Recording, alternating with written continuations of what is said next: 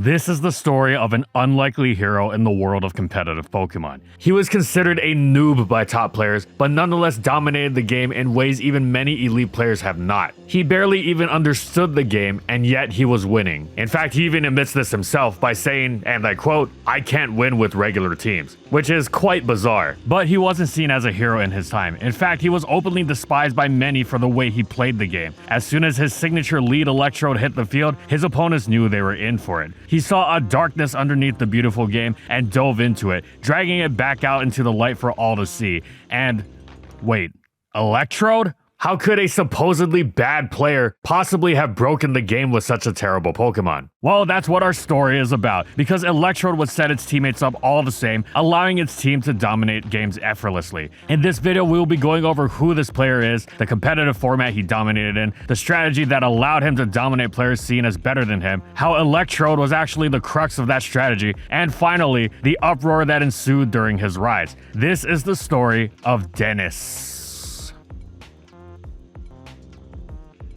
Our story begins in the competitive format that Dennis was playing in. Dennis made waves for entering a tournament called Smogon Tour, which consists of live tournaments across the most recent 3 generations of 6v6 singles. The best of the best play in these tournaments, so winning them gets you some attention. But it's the way that he won that got Dennis looked at differently than usual. And before we can understand who Dennis is as a player, we need to first understand the strategy that made him infamous. This strategy was incredibly broken in singles as opposed to a doubles format like VGC, and that's because his main strategy was the dreaded Baton Pass. For those uninitiated, Baton Pass is a move in Pokemon that allows you to switch a Pokemon, but the incoming Pokemon retains all boosts and even a substitute if the previous Pokemon had any. Sounds simple enough, right?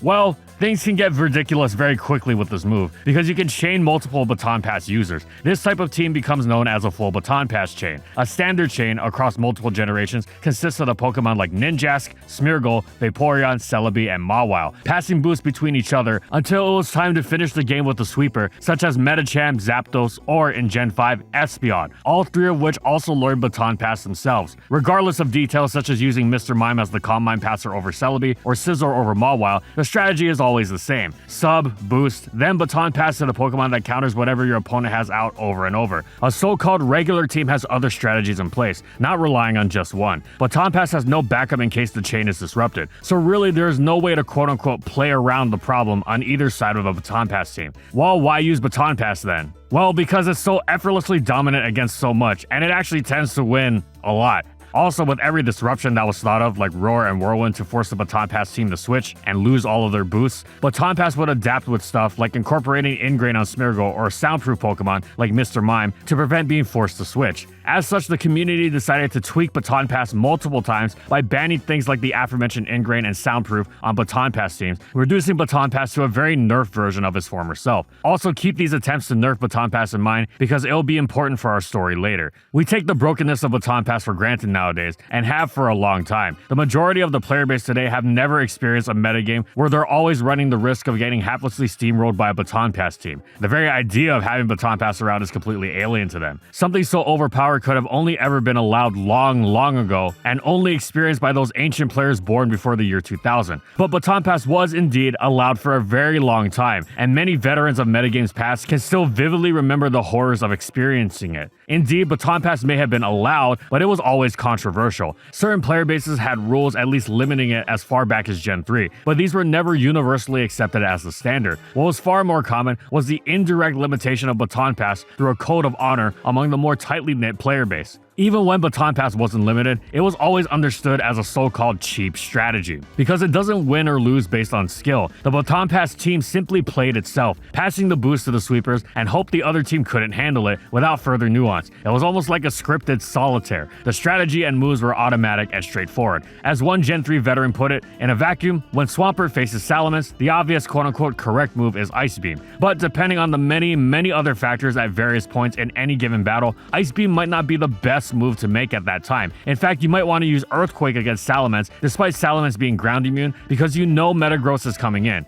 That is the skill of Pokemon. With Baton Pass teams, the obvious correct move and the best move are always one and the same. There are no alternatives. It doesn't matter how predictable it is. There is none of the player interaction that is supposed to be what competitive Pokemon is all about. Alternatively, as another Gen 3 veteran put it, if you use a Baton Pass team, you're essentially admitting that you need to get lucky to win, by hoping you face a team that can't handle Baton Pass. And this was never in dispute, even among those other old school players who would rather quit Pokemon than agree to ban on something that wasn't literally Mewtwo or Kyogre. The old honor code extended to not banning anything, just get good instead of banning things. Well, that is what they would say, and yet anyone using Baton Pass would be vilified. Just about every player who argued against banning Baton Pass would become as enraged as anyone else if they were to face Baton Pass in an actual tournament battle. This honor permeating through much of the player base was not just about winning, but winning by being better than your opponent. You didn't use Baton Pass because you thought you were better than your opponent. If a Baton Pass team runs into a bad matchup, that's it. The game is over. You don't have any opportunities to outplay the opponent as you would with a more structurally sound team. You'd only use Baton Pass if you thought you wouldn't be able to outplay your opponent, and you didn't mind that everyone would think you were a bad player even if you got the win. And because to win with Baton Pass was similarly derided as skillless, you didn't see too much Baton Pass back in the day, since you generally cared more about what your fellow battlers thought of your skill than the results of any given tournament game, even the important ones. You didn't want to have an asterisk next to your win in their minds. Over time, though, the community expanded and greater emphasis started being placed on the end result, not how the game was played. Bringing Baton Pass to a tournament game became increasingly less shameful. There'd still be those who raged against it, but not only were they fewer, newer players didn't care as much. They were just going after increasing the number in their win column with a sort of stats don't lie attitude. Who cares if Baton Pass is cheap? It's at this point, during the 6th generation, that our hero Dennis appears, with Electrodes soon to come.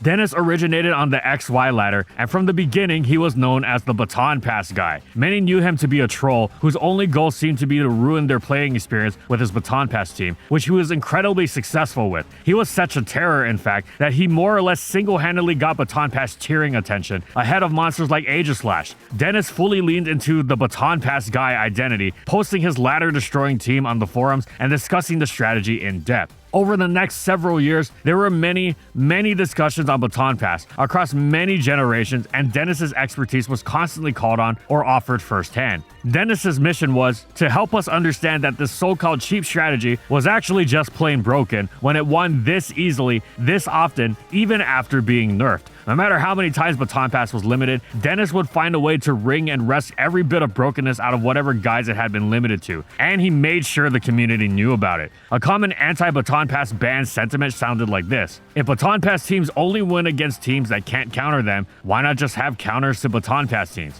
Seems reasonable, but the way a Baton Pass team wins, which is with complete and utter destruction, isn't actually all that different from the way Rayquaza might shred through a standard team. Well, what makes it more Rayquaza than, say, Dragonite, which can also rip through a standard team and isn't broken? Well, if you put aside its controversial Gen 9 status, this is simple. A standard team has answers to Dragonite. This doesn't mean Dragonite can't still win, but it has to work for it. Rayquaza is so powerful, though, that it doesn't have real answers outside of the Uber tier. So unless you've got Lugia and Fairy Arceus running around, it's going to obliterate you. Now, some might balk at comparing Baton Pass to Rayquaza, but the literal aspect of the analogy aside, the good news is that, as the community expanded, they also recognize that not everything needs to be Mewtwo or Kyogre in order for its presence in standard play to be so negative as to warrant a ban. Landorus Incarnate isn't as broken as Groudon, for instance, and yet it was still overpowered and earned its ban. What Dennis demonstrated as he constantly optimized his many cross-generational Baton Pass teams was that Baton Pass was indeed more Rayquaza than Dragonite, because the answers to it were incredibly rare and flawed, and often something that a Baton Pass team was just a tweak or two away from beating anyway. There have been many broken Pokemon over the generations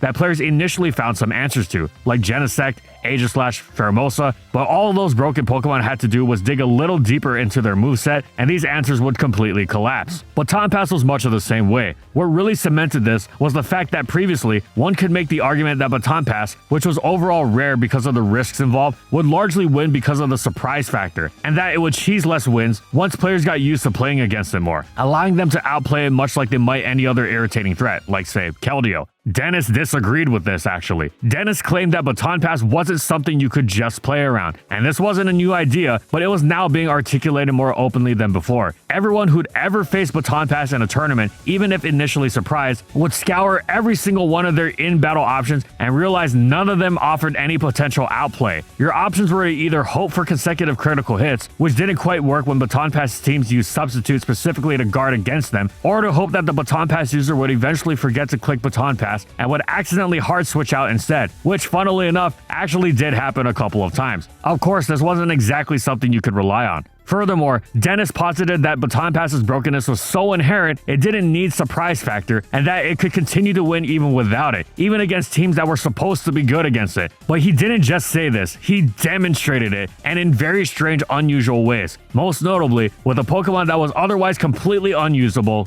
Electrode.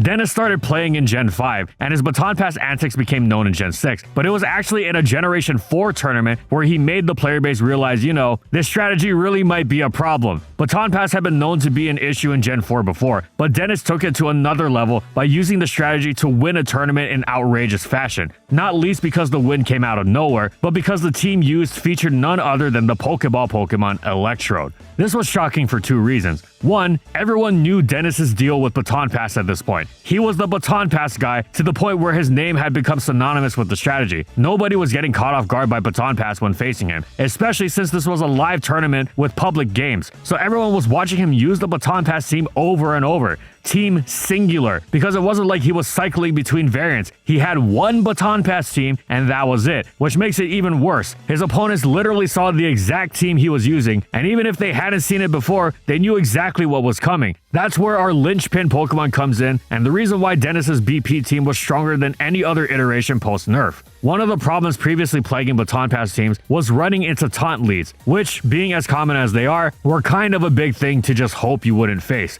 Azelf was the defining lead in Gen 4 OU, and the one faster user of Taunt and Stealth Rock, Aerodactyl, wasn't exactly rare. Baton Pass teams required speed boosts for the passers to successfully pass out ahead of an opposing Pokemon. And what better Pokemon for that than Ninjask? Well, sure, but while Ninjask would be great if facing something like a Heatran or Dragonite lead, it also meant you pretty much rolled over and gave up when you faced Taunt Azelf. So here's where Dennis's Electrode comes in. Previously relegated solely to leading off in UU Rain Dance teams, Electrode doesn't seem like it has anything to do with Baton Pass. It doesn't even learn the move, but what it does do is pack the fastest taunt in the game. It's even faster than Aerodactyl. What Dennis did was sacrifice Electrode to prevent taunts from the opponent and allow his Baton Pass chain to position itself perfectly. The way to beat Baton Pass was to stop it before it got started, and Electrode denied that as a possibility. All it took was outsourcing the speed boost to Gliscor, which also packed taunt itself. So now when players faced off against his Electrode lead, which had never been used before, yet whose purpose was unmistakably obvious, which was to be the faster taunter in the game so as to position the Baton Passers following it, the strategy couldn't possibly be more out in the open. Shouldn't these experienced players be able to handle it easily then, instead of getting mowed down one after another? These were hardly new players either. In fact, Dennis was repeatedly facing experienced, proven Gen 4 players, which was especially ridiculous because Dennis himself didn't even know the Gen 4 metagame, and this was by his own admission too. In the battle chat of one of the games, he literally said, "I can't win with regular teams."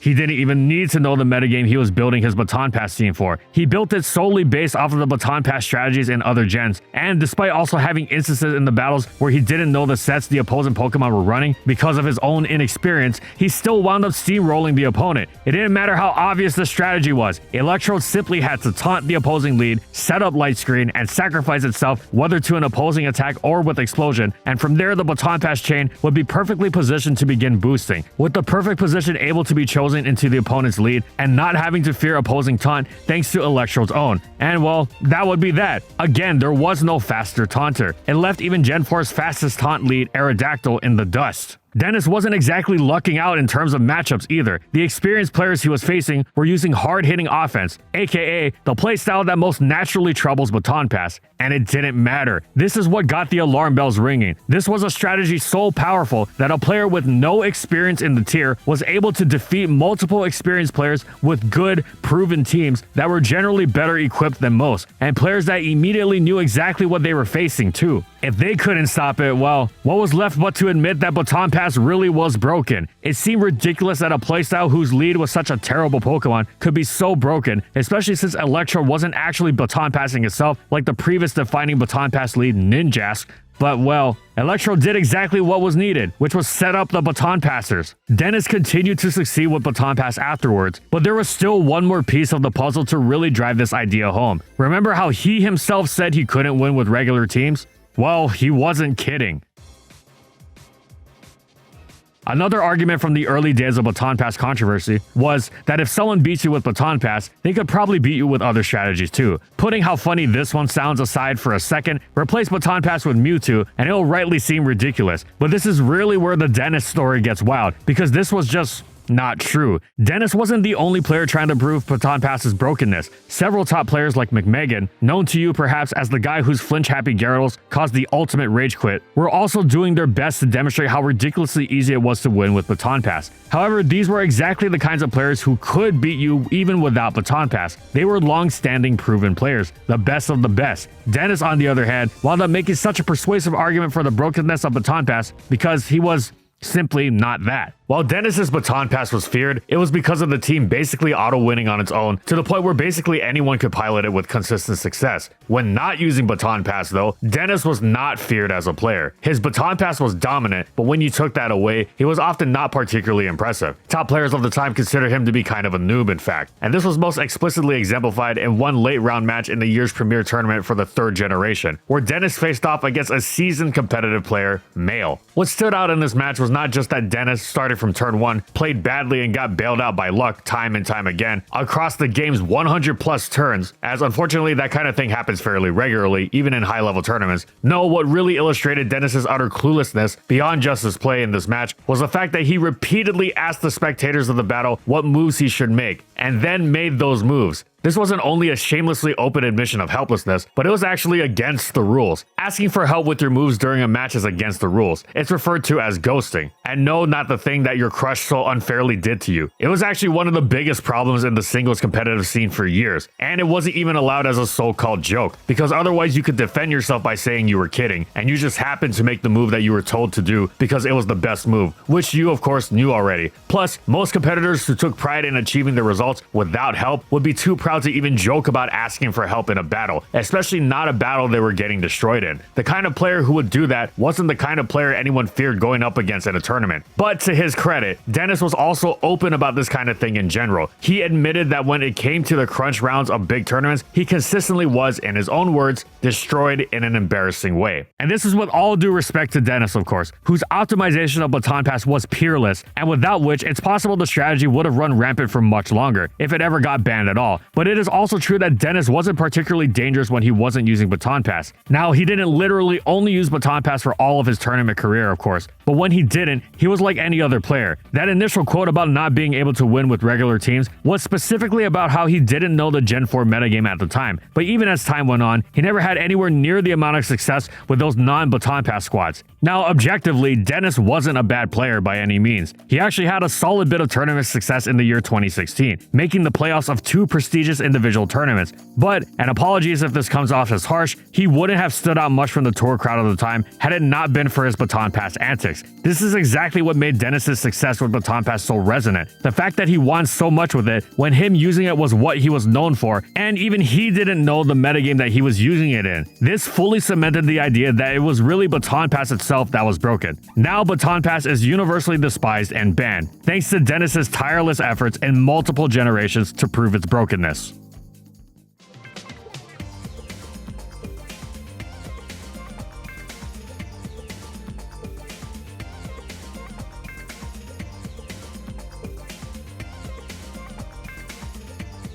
And thank you so much to our Platinum patrons. Thank you to Alex Sable, Anthony Belval Renault, Corman, Daniel Isbeast, Don Krieg, Eric Dissing, Espion Lover, Funky, Glitcherton, Howl, Jack G, King Yabber, Nightfall, Megamon VGC, Mojo Game Slayer, Nurse Jake, One Penguin to Rule, Pretzel SP, Palamute, Schmooter, Seagulls Incorporated, Sojiro Sakura, Spavoon, Skylaria, Soras and Croxon, Shiwei Miji, Stoneface Colin, Tyler, Kiboflu, Warden, Zathor for their major support of our videos.